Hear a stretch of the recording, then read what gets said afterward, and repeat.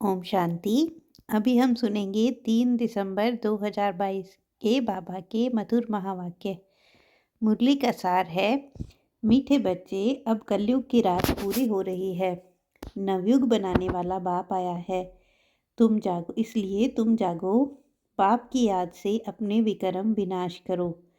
बाबा कहते हैं, मीठे बच्चे, अब कलयुग की रात पूरी हो गई है। नवयुग बनाने वाला बाप आया है, इसलिए तुम जागो, बाप की याद से अपने विक्रम विनाश करो। प्रश्न है, जिन बच्चों की बुद्धि सतो प्रधान बनती जाती है उनकी निशानी क्या होगी? बाबा कहते हैं, उन्हें दूसरों को आप समान बनाने के ख्याल चलते रहेंगे। वह अपना और दूसरों का कल्याण करने की युक्तियां रचते रहेंगे, दिन रात सर्विस में लगे रहेंगे। दूसरा प्रश्न है, तुम बच्चों को बड़ी ते बड़ी कौन सी कारोबार मिली हुई है? बाबा कहते हैं, सारी दुनिया को बाप का परिचय देने की कारोबार बहुत बड़ी है। कोई भी आत्मा बाप के परिचय बिना रह ना जाए। रात दिन चिंतन चलता रहे कि कैसे किसको समझाएं, शंख ध्वनि करें। गीत है, जाग सजनिया जाग। ओम शांति। यह किसने जगाया? सजनी कहने वाला कौन है? बच्चे जो समझते हैं कि बेहद का बाप एक ही है, जिसका असली नाम शिव है। बाकी जो अनेक नाम रखे हैं वह सब हैं भक्ति मार्ग के। राइट नाम एक ही शिव है। जयंती भी मनाते हैं, वह हो गई परमात्म जयंती। गाते भी हैं निराकार शिव जयंती। आत्मा को जब शरीर मिलता है तब उस शरीर का नाम पड़ता है, और शिव तो आत्मा का ही नाम है। उसको कहा जाता है सुप्रीम सोल। सोल का नाम क्या है? नाम गाया हुआ है शिव। गाया भी जाता है शिव जयंती। आत्मा की जयंती नहीं कहेंगे।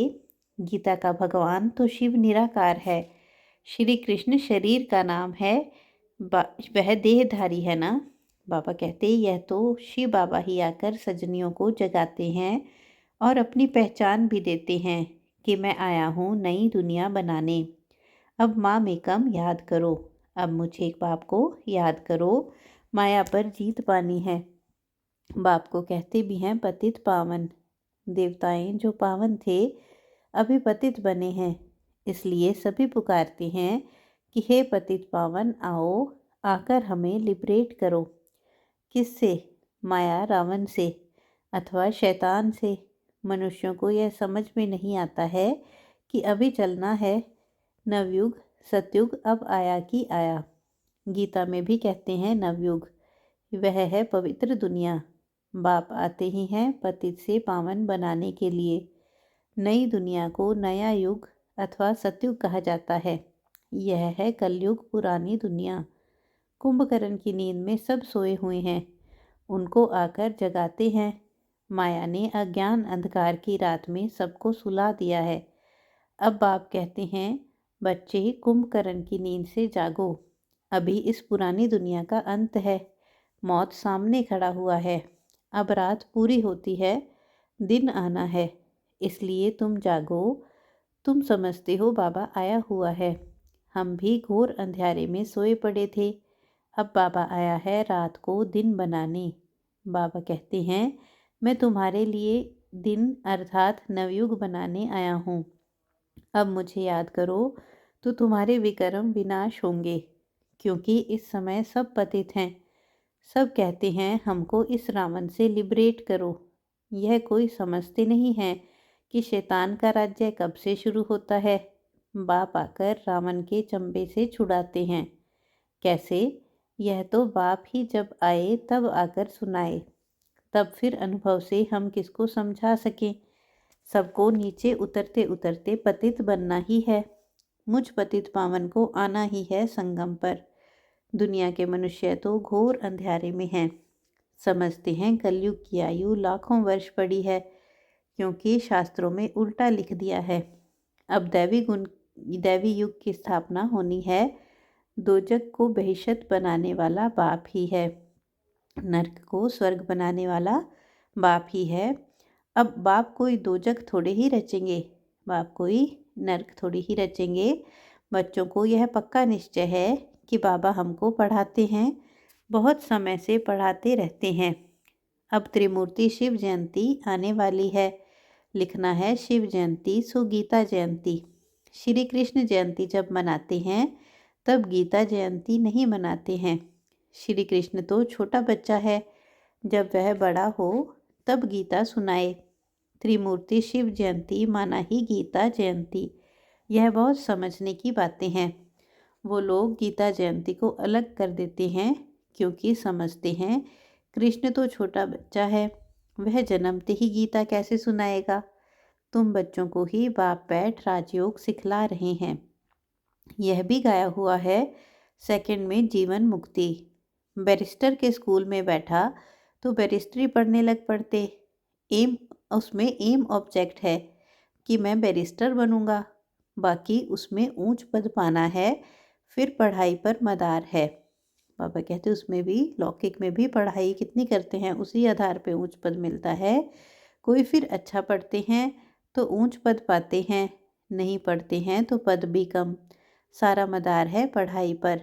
तुम यहाँ मनुष्य से देवता बनने आए हो, परंतु देवताओं में भी नंबरवार मर्तबे हैं। कोई फर्स्ट क्लास, कोई सेकंड क्लास, कोई थर्ड क्लास। यह सब गुप्त बातें हैं, कोई की बुद्धि में आ नहीं सकती। कैसे हम अपना राज्य स्थापन कर रहे हैं। महाभारत लड़ाई भी लगने वाली है, परंतु पांडव संप्रदाय तो लड़ते नहीं। असुर और कौरव संप्रदाय आपस में लड़ झगड़ कर खत्म हो जाते हैं। तो अब तुम बच्चों को पुरुषार्थ करना है, समझाना भी है। बाबा समय प्रति समय डायरेक्शन देते रहते हैं। निराकार परमपिता परमात्मा राजयोग कैसे सिखलाएंगे। जरूर शरीर में आएंगे। बाप श्रीमत दे रहे हैं। बाप तुमको याद की बच्चे तुमको याद की यात्रा पर रहना है। मुझे याद करो।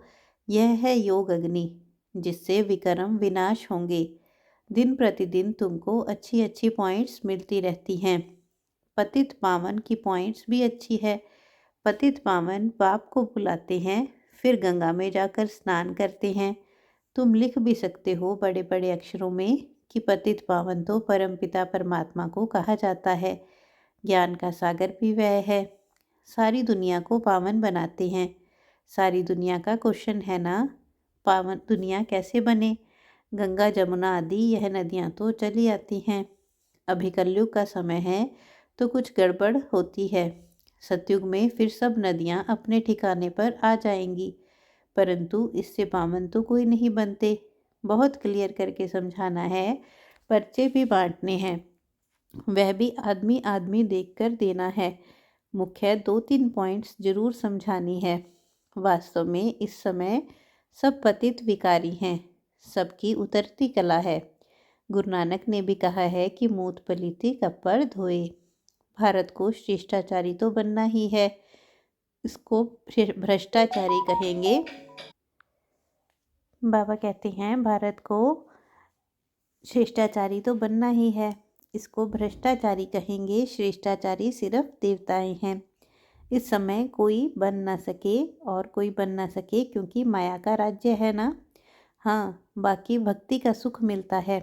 यहाँ रचना भी कोई योग बल से नहीं होती है, विकार से पैदाइश होती है। पहले थोड़े होते हैं, फिर वृद्धि होने से आपस में लड़ते हैं। हर एक को पहले सुख फिर दुख देखना है। यह मनुष्यों की बात है। सतयुग में मनुष्य तो सुखी हैं, तो जानवर आदि भी सुखी रहते हैं। तो बाप समझाते हैं ऐसे ऐसे लिखो। त्रिमूर्ति शिव जयंती सो श्रीमद् भगवत गीता जयंती। फिर समझाना भी है। जो समझते हैं उन्हों के दिल होती है कि यह बात दूसरों को भी समझाएं। समझाने बिगर वृद्धि कैसे होगी। ड्रामा अनुसार जिनका जो पाठ है समझने और समझाने का, वह पाठ बजाते हैं। भक्ति का पाठ भी दिन प्रतिदिन जोर होता जाता है। गाया भी हुआ है, जब भंभोर को आग लगती है तब आँख खुलती है। तुम बच्चों को शंख ध्वनि करनी है। रात दिन चिंतन चलता रहना चाहिए। कैसे किसको समझाए। सारी दुनिया को बाप का परिचय देना कितनी बड़ी कारोबार है। दुनिया कितनी बड़ी है, बहुत धर्म बहुत खंड हैं। सतयुग में एक ही धर्म होता है, फिर वृद्धि को पाते हैं। यह भी समझते हैं प्रजापिता ब्रह्मा द्वारा ही ब्राह्मण पैदा होते हैं। ब्राह्मण वरण भी नहीं दिखाते हैं तो पैदा करने वाला भी नहीं दिखाते हैं। तो यह समझाना है, कौरव और पांडव दिखाते हैं। तुम हो ब्राह्मण, प्रजापिता ब्रह्मा कुमार कुमारियां हैं, तो प्रजापिता जरूर चाहिए, जिससे भिन्न भिन्न बिरादरियां पैदा होती हैं। देवता क्षत्रिय वैश्य शूद्र दिखाते हैं। बाकी संगम युगी ब्राह्मणों को गुम कर दिया है। गायन भी करते हैं त्रिमूर्ति ब्रह्मा, परंतु त्रिमूर्ति ब्रह्मा का अर्थ नहीं निकलता। उन्हों को देने वाला कौन? तुम समझते हो निराकार बाप ने ब्रह्मा मुख द्वारा बैठ समझाया है। ब्रह्मा के मुख कमल से बच्चे पैदा होते हैं। जब तुमको सुनाए तब ब्रह्मा भी सुने। तुम न होते तो शिव बाबा क्या करते? एक को तो नहीं सुनाया जाता है। शास्त्रों में एक अर्जुन का नाम लिख दिया है, तो जिस समय जो पॉइंट्स निकलती है उस समय उसी सर्विस में लगना चाहिए। तुम्हें हर बात बहुत क्लियर करके समझाई जाती है, परंतु योग में रहें, पावन बने, यह मेहनत है। विष छोड़ना कितनी मेहनत है। विष पर ही झगड़ा होता है।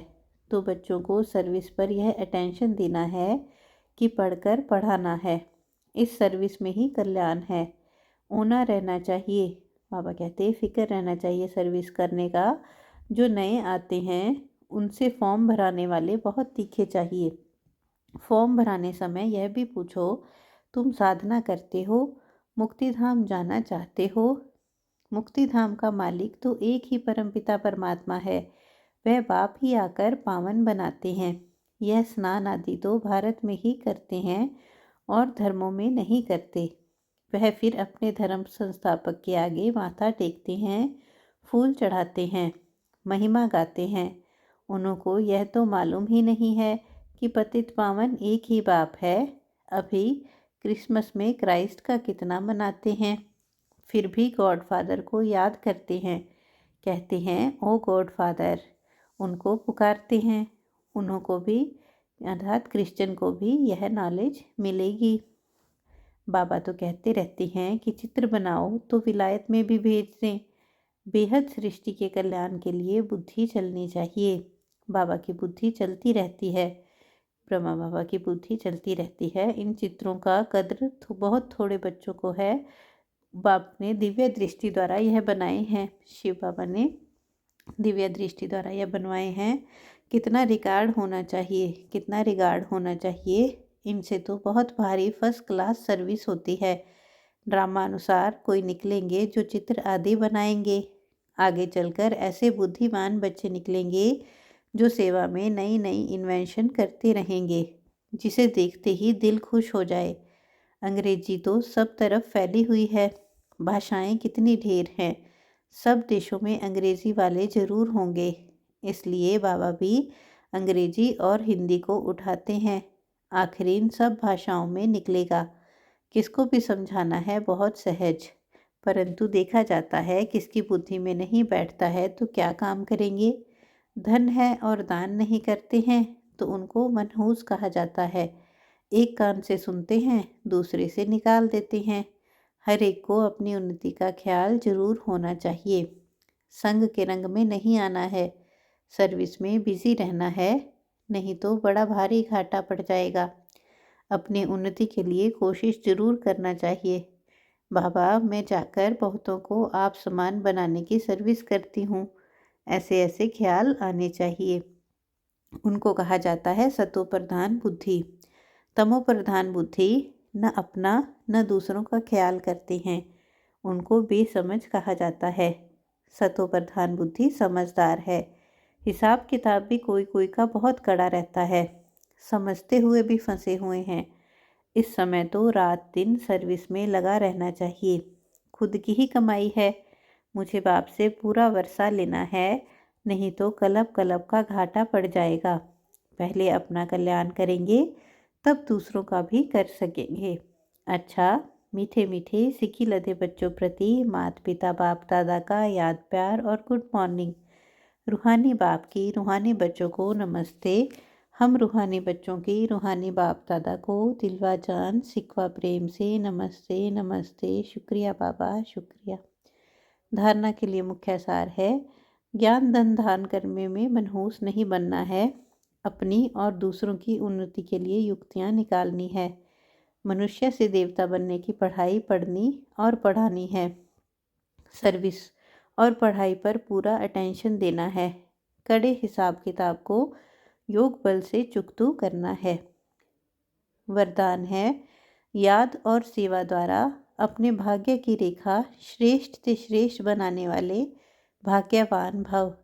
याद और सेवा द्वारा अपने भाग्य की रेखा श्रेष्ठ से श्रेष्ठ बनाने वाले भाग्यवान भव।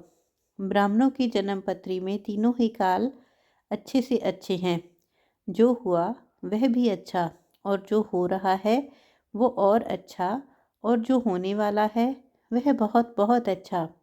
सभी के मस्तक पर श्रेष्ठ तकदीर की लकीर खींची हुई है। सिर्फ याद और सेवा में बिजी रहो। यह दोनों ऐसे नेचुरल हों जैसे शरीर में श्वास नेचुरल है। भाग्य विधाता बाप ने याद और सेवा की यह विधि ऐसी दी है जिससे जो चाहे जितना चाहे उतना अपना श्रेष्ठ भाग्य बना सकता है। स्लोगन है, संतुष्टता की सीट पर बैठ परिस्थितियों का खेल देखना ही संतुष्ट मनी बनना है।